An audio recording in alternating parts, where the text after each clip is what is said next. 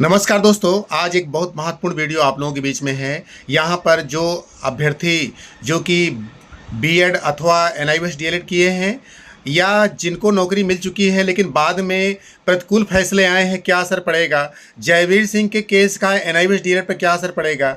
छत्तीसगढ़ में जो high court का हालिया फैसला आया और जिससे 6500 शिक्षकों की नौकरी जाने की कगार पर है, क्या खतरा महसूस हो रहा है एनआईवीएस डीएलएड को? और एनआईवीएस डीएलएड में विश्वनाथ जी के केस पे क्या मजबूती हालिया मिली है? अन्य राज्यों के अभ्यर्थी किस तरीके से एनआईवीएस डीएलएड अभ्यर्थियों का सहयोग कर रहे हैं? आज का वीडियो इसी बात को लेकर के है। यहाँ पर सबसे पहले हम छत्तीसगढ़ हाईकोर्ट की बात करेंगे। वीडियो को स्किप न करें, सारी बातें इस वीडियो में हैं।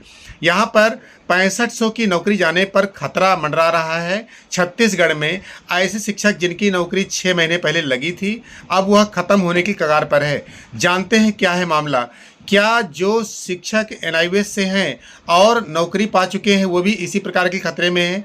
क्या हाई कोर्ट में इसी प्रकार का डिसीजन आएगा, जबकि सुप्रीम कोर्ट ने हाई कोर्ट जाने के लिए कहा है? क्या रिव्यू केस में कोई राहत मिलेगी? आज हम जानेंगे क्या है वर्तमान में हालात। यहाँ पर 2 अप्रैल को छत्तीसगढ़ हाईकोर्ट ने यह फैसला दिया कि प्राइमरी शिक्षक के लिए बीएड के स्थान पर डीएड अभ्यर्थियों को लिया जाना चाहिए और वो मनोविज्ञान के अच्छे जानकार हैं और उनको मान्यता दी जानी चाहिए। और ये छत्तीसगढ़ का जो फैसला आया तो 6500 शिक्षक अभ्यर्थियों की नौकरी खतरे में हो गई, जिनमें अधिकांश अभ्यर्थी बीएड वाले ही हैं। सरकारी नोटिस के हिसाब से देखा जाए तो जिन लोगों ने बीएड किया था और टेट पास किया था तो नोटिफिकेशन में स्पष्ट रूप से कहा गया था कि ये प्राइमरी टीचर की भर्ती के लिए एलिजिबल हैं, लेकिन हाई कोर्ट का फैसला इसके उलट आया।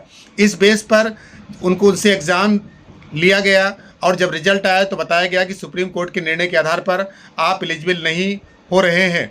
सुप्रीम कोर्ट के बीएड को अंतरिम राहत देते हुए हाई कोर्ट जाने को कहा था और हाई कोर्ट ने डीएड को यह कह के एलिजिबल कर दिया कि बीएड वाले इसके लिए नहीं एलिजिबल हैं और डीएड वाले 1 से 5 के लिए विशेष योग्यता रखते हैं, अतः प्राइमरी में उन्हीं को लिया जाएगा, बीएड को नहीं लिया जाएगा। इस प्रकार राजस्थान की तर्ज पर छत्तीसगढ़ में बीएड को बाहर कर दिया गया।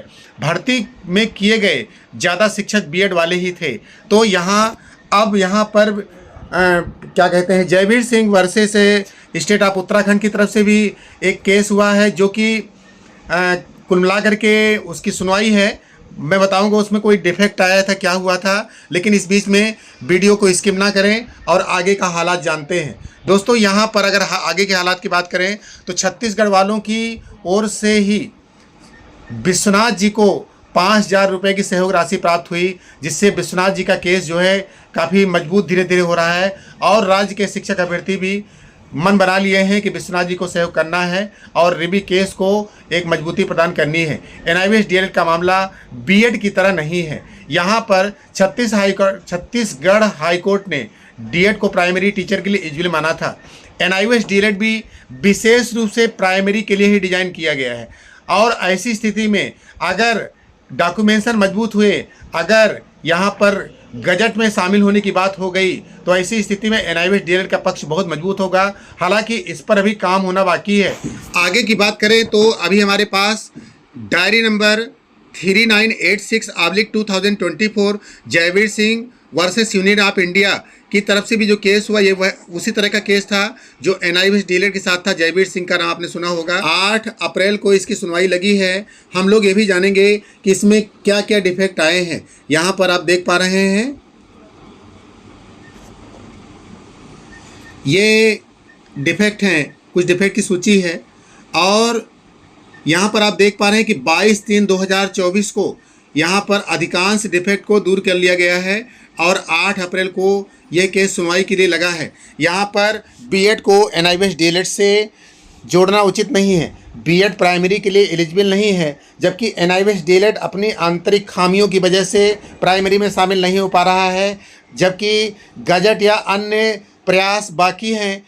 इसके होने के बाद एनआईवीएस डीएलएड प्राइमरी में पूरी तरह से वैलिड हो जाएगा। यहाँ पर जयवीर सिंह के केस में सारे डिफेक्ट को दूर कर लिए गए हैं और ये सुनवाई पर लगा है। अब देखना है कि इसका एनआईवीएस डीएलएड के साथ क्या प्रभाव पड़ता है, क्या सकारात्मक प्रभाव पड़ता है। तो चैनल को सब्सक्राइब करके रखें। मिलते हैं आपसे अगले वीडियो में। जय हिंद।